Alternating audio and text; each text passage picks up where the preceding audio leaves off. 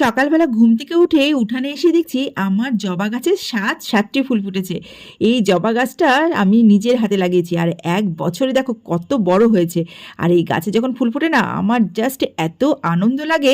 দেখো কত বড় বড় ফুল। আর এই গাছ থেকেই আমি একটা ছোট্ট ডাল দেখো পাশেই লাগিয়েছিলাম আর সেই গাছটাও কিন্তু আজকে দুটো ফুল দিয়েছে।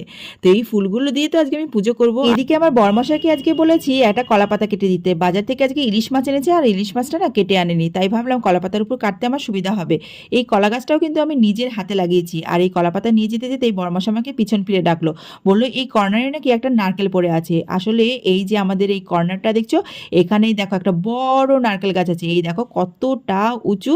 এই নারকেল গাছটা থেকেই কিন্তু পাকা পাকা নারকেল মাঝে মাঝেই পড়ে। গতদিনও একটা পড়েছিল আর আজকেও দেখো একটা পড়েছে।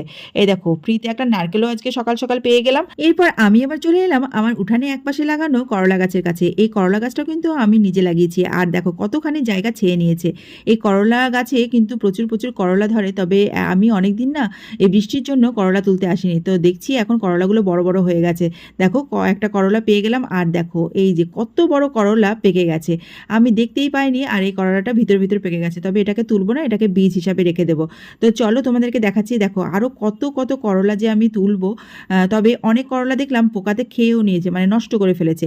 দেখো এই যে তোমাদের সামনে দেখাচ্ছি ৩টে করলা কিন্তু আমার হয়ে গেল, আমার হাতটা ভরে গেছে। এবার আমি রেখে এসে আবার তুলবো। আসলে কথাই আছে না, ক্ষেতের কোনা বাণিজ্য শোনা, আমারও হয়েছে তাই। দেখো উঠানের একপাশে একটা করলা গাছ লাগিয়েছি আর তাতে দেখো মাঝে মাঝে কিন্তু করলাও খেতে পাচ্ছি। তো এই দেখো বন্ধুরা, দেখতে দেখতে ৭টি করলা কিন্তু আমি তুলে নিলাম। করলাগুলো কিন্তু সাইজে অনেকটা বড়। তো এই করলাগুলো ভাবছি আজকে খাবো না, শাশুড়ি মাকে পাঠিয়ে দেবো, আর সেই জন্য কিন্তু বরকে এখন দিয়ে দিতে হবে। তো চলো আমি বরমশাইকে এই করলাগুলো প্যাক করে দিই, আর তোমরাও সেই সাথে আমার এই ভিডিওটিতে একটা লাইক করে দিও, আর ভালো লাগলে চ্যানেলটিকে সাবস্ক্রাইব করে নিও। আজকে মিনি ব্লগটা তাহলে এই পর্যন্তই। সবাই ভালো থেকো, সুস্থ থেকো। আজকের মতো টাটা।